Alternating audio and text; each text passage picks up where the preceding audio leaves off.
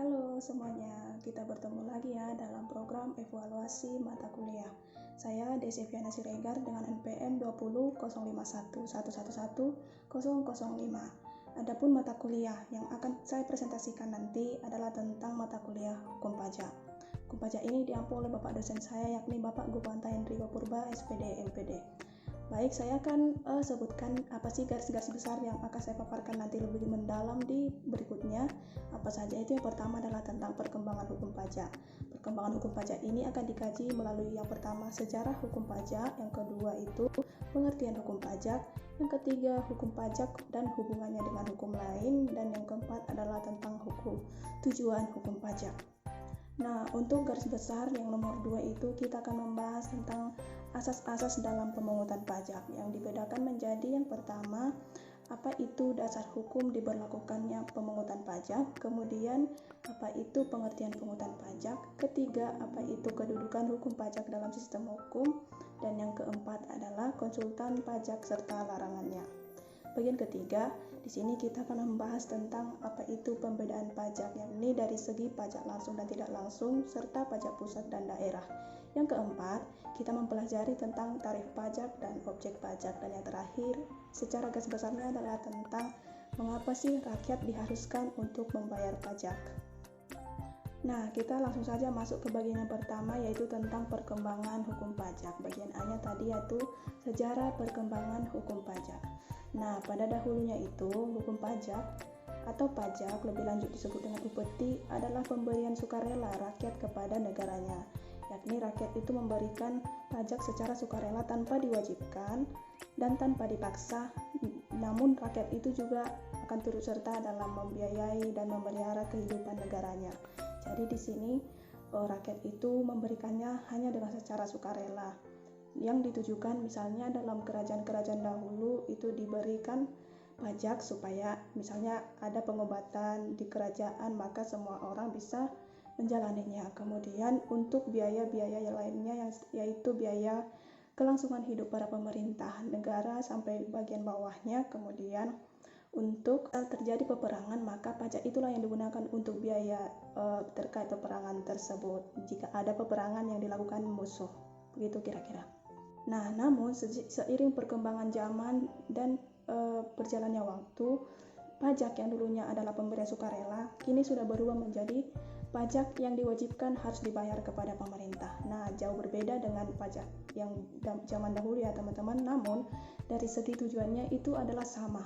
Kenapa dikatakan sama? Karena memang ditujukan adalah untuk kepentingan masyarakat itu atau rakyat itu sendiri. Nah, penarikan pajak itu dilakukan kepada rakyat oleh negara adalah dalam rangka misalnya dalam menjalankan pemerintahan itu membutuhkan biaya. Jadi untuk mendapatkan biaya tersebut maka diberlakukanlah pajak yang tujuan utamanya atau tujuan umumnya adalah demi menunjang kemakmuran masyarakat umum. Nah, oke, kita masuk ke bagian B-nya yaitu pengertian hukum pajak. Nah, jika ditinjau bahwa hukum pajak itu merupakan kumpulan dari peraturan-peraturan yang di dalamnya diatur tentang hak dan kewajiban. Hak dan kewajiban ini dalam hal kewajiban untuk membiayai atau membayar pajak kepada negara. Setelah kewajiban itu tertunaikan, maka hak rakyat pun bisa diterima dari negara tersebut. Baik, untuk bagian C-nya yaitu bagaimana hubungan hukum pajak jika dikaitkan dengan hukum-hukum yang lainnya.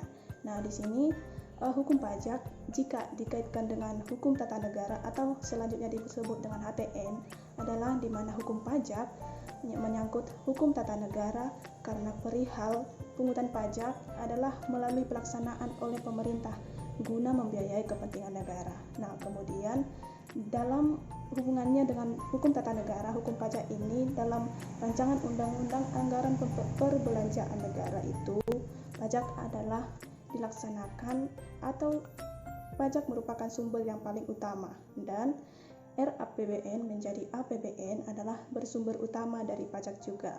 Nah, untuk berikutnya bagaimana hukum pajak hubungannya dengan hukum administrasi negara. Nah, hubungannya itu adalah tentang bahwa pemungutan pajak kepada wajib pajak yang disebut dengan WP adalah kegiatan pelaksanaan bagi pemerintahan. Berikut ketetapan-ketetapan yang ditetapkan oleh pejabat dalam tata usaha negara sebagai objek hukum administrasi negara. Nah, selanjutnya jika hukum pajak dihubungkan dengan hukum seperti hukum pidana, maka jelas sangat berhubungan. Kenapa disebut demikian? Karena jika wajib pajak atau WP tidak membayar pajak, maka akan dikenakan pidana berdasarkan ketentuan-ketentuan yang berlaku dan ketentuan pidana yang diatur dalam hukum pajak. Nah, kemudian untuk hubungan hukum pajak dengan hukum perdata itu ada juga karena memiliki hubungan. Misalnya, kadangkala dalam memahami hukum pajak ini masih ada kebingungan atau keraguan. Jadi, hukum perdata lah yang diperlukan sebagai rujukan atau disiplin yang bisa memberikan apa itu lebih dalam tentang hukum pajak. Lanjut, untuk bagian D adalah tujuan hukum pajak. Bagaimana itu tentang tujuan hukum pajak ini? Yakni adalah sebagai berikut. Tujuan hukum pajak itu yang pertama adalah untuk mengatur serta menciptakan sistem pemungutan pajak yang berlandaskan pada keadilan, kemudian efisien dan lebih jelasnya diatur dalam undang-undang tentang perpajakan itu sendiri. Kemudian untuk bagian yang kedua itu bahwa tujuan pajak itu adalah untuk menerangkan tentang siapa objek ataupun objek dari pajak itu yang perlu atau dijadikan sebagai unsur atau sumber pemungutan pajak. Nah, dalam rangka ini adalah demi meningkatkan potensi pajak secara keseluruhan. Oke, kita masuk ke bagian yang kedua adalah yakni tentang asas-asas dalam pemungutan pajak. Asas-asas dalam pemungutan pajak ini terbagi dalam beberapa bagian, yakni yang pertama adalah asas yuridis. Asas ini menyatakan bahwa pemungutan pajak haruslah berdasar pada undang-undang. Artinya, pajak itu terlebih dahulu harus disetujui oleh rakyat melalui wakil-wakil rakyatnya di pemerintahan yang tertuang dalam pasal Undang-Undang 1945 pasal 23 ayat 2 yang dikatakan bahwa segala hukum pajak atau pajak adalah untuk keperluan negara berdasarkan undang-undang. Jadi, syarat atau asas yuridis ini adalah mengharuskan undang-undang pajak menjadi pedoman dasar dalam melaksanakan perpajakan, di mana yang harus memberikan kepastian hukum, keadilan dan juga ada manfaatnya. Lanjut, asas yang kedua adalah asas ekonomis. Asas ekonomis ini berarti bahwa pemungutan pajak itu kepada wajib pajak atau WP adalah harus dapat dibayar melalui penghasilan rakyat itu sendiri dan tidak menghalangi usaha dalam rangka mencapai kebahagiaan rakyatnya. Kemudian, asas ekonomis ini menyatakan bahwa pajak itu tidak boleh bertentangan atau menghalangi keperluan usaha, perdagangan, dan industri. Kemudian yang ketiga, bahwa asas ekonomis ini berpendapat bahwa hukum pajak atau pajak itu tidak boleh bertentangan dengan kepentingan umum. Lanjut kita ke asas berikutnya, yakni asas domisili atau tempat tinggal. Asas domisili atau tempat tinggal ini adalah asas yang memberi kewenangan kepada daerah atau kepada negara untuk memungut pajak sesuai dengan tempat tinggal dari wajib pajak tersebut. Asas berikutnya adalah asas sumber, yang keenam asas kebangsaan, asas yang ketujuh adalah asas waktu, asas terakhir adalah asas resiprositas. Nah, dari bagian 2 tadi yaitu tentang asas-asas pemungutan pajak, kita masuk ke bagian A-nya yakni tentang bagaimana dasar hukum pemungutan pajak itu diberlakukan. Nah, dalam rangka membahas tentang perpajakan Indonesia, sudah diatur dalam undang-undang atau hukum tersendiri, yakni yang menjadi dasar hukum pemungutan pajak di Indonesia adalah sebagai berikut. Yang pertama adalah pasal 23A Undang-Undang Dasar tahun 1945. Dalam pasal ini, pajak dan pungutan-pungutan lain yang bersifat memaksa adalah ditujukan untuk keperluan negara yang diatur oleh undang-undang. Kemudian untuk pasal yang kedua adalah pasal 1 angka 1 Undang-Undang Nomor 28 Tahun 2007 yang mengatur tentang pengertian pajak, dan perubahan ketiga atas Undang-Undang Nomor 6 Tahun 1983 tentang ketentuan umum dan tata cara perpajakan. Lanjut, untuk bagian yang ketiga, dasar hukum yang dasar untuk pemungutan pajak itu adalah Undang-Undang Nomor 13 Tahun 1985 tentang bea materai. Kemudian, untuk nomor 4 adalah Undang-Undang Nomor 12 Tahun 1904 tentang PBB atau Pajak Bumi dan Bangunan. Next, untuk bagian yang kelima adalah Undang-Undang Nomor 16 Tahun 2000 yang memuat langkah-langkah dalam membayar pajak. Kemudian nomor 6 adalah Undang-Undang Nomor 17 Tahun 2000 tentang Pajak Penghasilan. Yang ketujuh adalah Undang-Undang Nomor 18 Tahun 2000 tentang Pajak Pertambahan Nilai atau selanjutnya disebut dengan PPH atas barang dan juga jasa serta penjualan atas barang mewah. Yang kedelapan adalah tentang Undang-Undang Nomor 19 Tahun 2000 yang mengatur tentang penagihan pajak dan surat-surat paksa. Yang kesembilan adalah Undang-Undang Nomor 20 Tahun 2000 yang mengatur tentang bea penolakan hak atas tanah dan bangunan. Kemudian untuk bagian B-nya dari nomor 2 tadi adalah tentang pengertian pungutan pajak.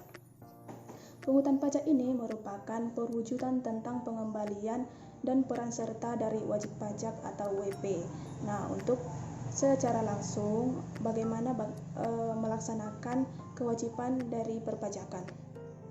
Pungutan pajak ini mengisyaratkan bahwa adanya alih dana dari sektor swasta ke sektor pemerintahan. Jadi pungutan pajak ini dilakukan oleh negara dalam rangka untuk mengisi kas negara yang dilakukan oleh negara dalam pembiayaan penyelenggaraan pemerintahan dan mengatur kebijakan-kebijakan negara dalam lapangan ekonomi dan sosial. Nah, lanjut untuk bagian C-nya yaitu bagaimana kedudukan hukum pajak itu dalam sistem hukum Indonesia. Nah, kedudukan hukum pajak dalam sistem hukum Indonesia ini dikatakan bahwa hukum pajak itu adalah produk hukum dan menjadi bagian dari ilmu hukum yang mengatur tentang hak dan kewajiban dalam perpajakan. Jadi baik dari sisi pemerintahan ataupun wajib pajak adalah harus mematuhi dan menjalankan apa-apa saja yang diatur dalam sistem perpajakan. Dengan begitulah hukum pajak ini tidak terlepas dari namanya sanksi hukum dengan konsekuensi agar pemerintah lebih lanjut disebut fiskus maupun wajib pajak lebih lanjut disebut WP pada peraturan pajak tersebut bisa taat.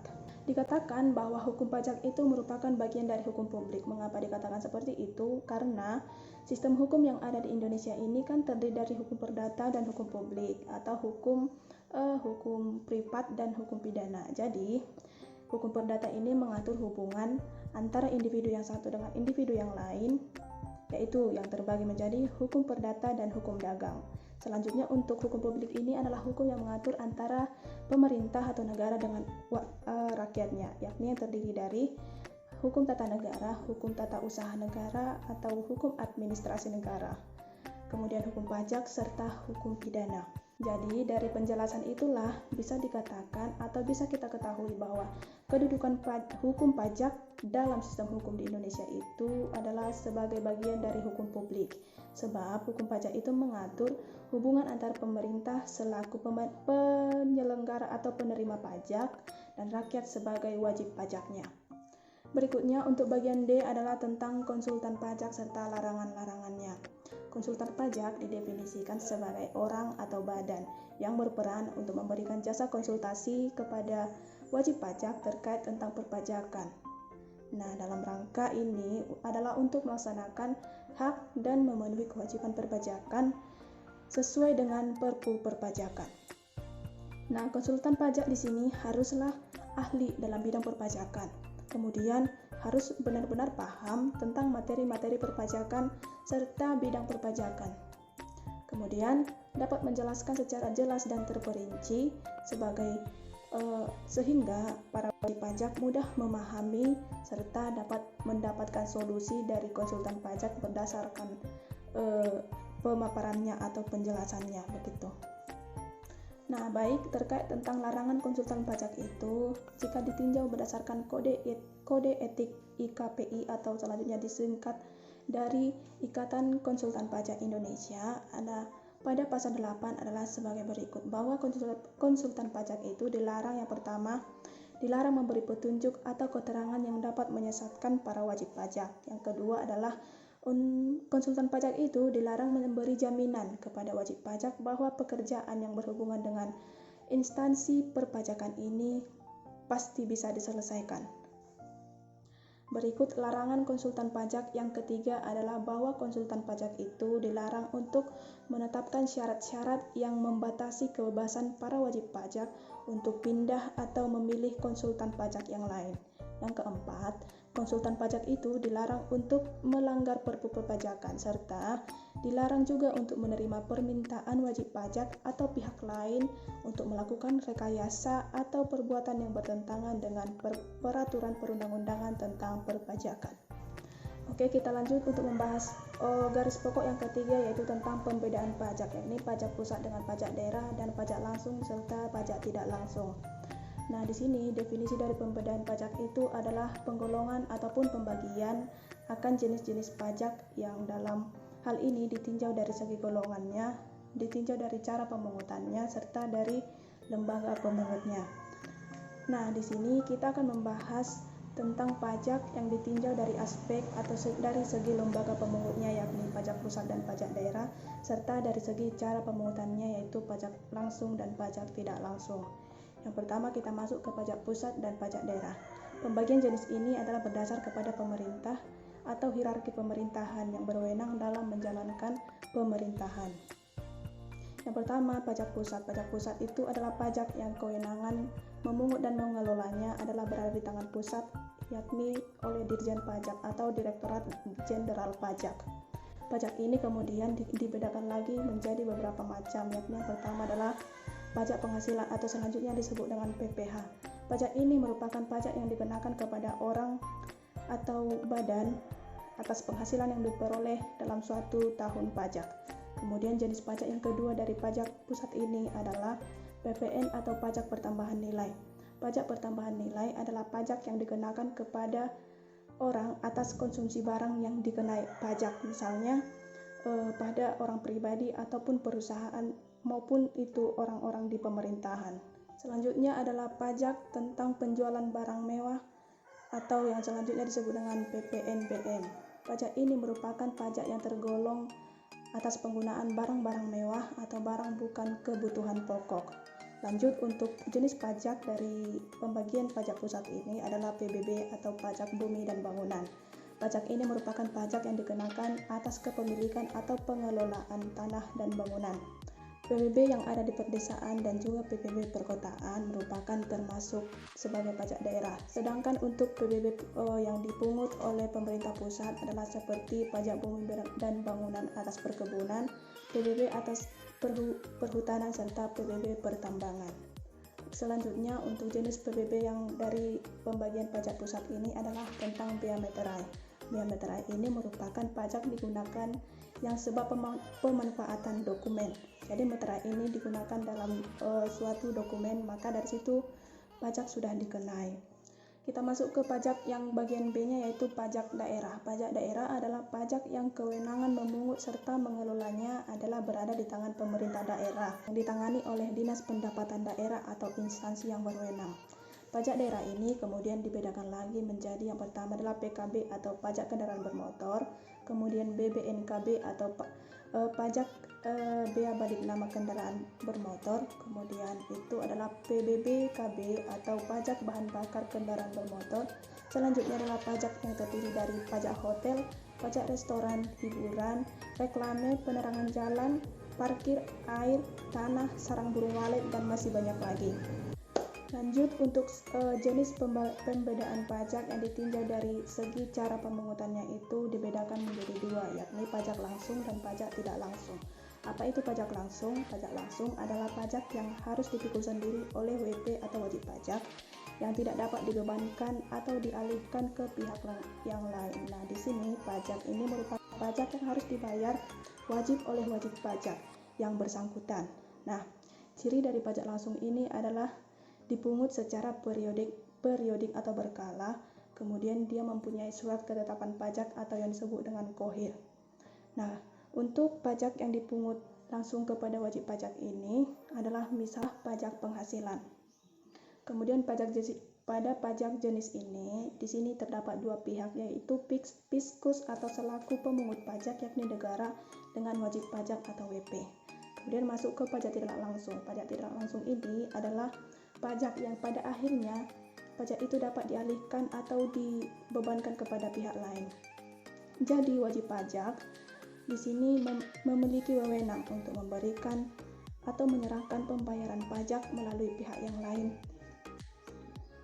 Namun, ada sedikit perbedaan dengan pajak langsung, di mana pajak tidak langsung ini dalam pemungutannya adalah bersifat tidak menentu. Kemudian ada dikatakan seperti itu karena memang pajak ini dalam pemungutannya adalah tergantung pada peristiwa yang membuat mengapa kewajiban dari wajib pajak itu dialihkan kepada wajib pungut. Jadi di sini pihak yang ada dalam jenis pajak ini ada 3 pihak, yaitu fiskus, yang kedua adalah wajib pajak, yang kemudian nomor 3 adalah wajib pungut. Nah, untuk subtopik yang kemudian akan kita bahas adalah yang nomor 4 tentang tarif pajak dan objek pajak. Tarif pajak ini merupakan tarif yang digunakan sebagai dasar atau acuan dalam menetapkan bagaimana besarnya utang pajak atas objek pajak yang harus dibayar oleh wajib pajak atau WP, baik itu secara pribadi ataupun lembaga atau instansi. Tentang tarif pajak ini ditentukan dan ditetapkan oleh pemerintah dalam bentuk persentase. Tarif pajak ini dibedakan menjadi beberapa pembagian lagi, yakni yang pertama adalah tarif pajak proporsional. Tarif pajak proporsional adalah tarif pajak yang persentasenya tetap atau tidak berubah. Artinya di sini meski ada perubahan terhadap dasar pengenaan pajaknya, jika semakin besar jumlah yang dipakai sebagai dasar penentuan besar pajak yang terutang, maka semakin besar pula jumlah utang yang harus dibayar. Namun, kenaikan besar utang pajak itu adalah diperoleh dengan persentase yang sama atau tetap. Nah, untuk bagian yang kedua adalah tarif pajak yang tetap. Tarif pajak ini merupakan tarif yang nominalnya tetap tanpa memperhatikan jumlah ataupun nilai objek yang menjadi dasar pengenaan utang pajak.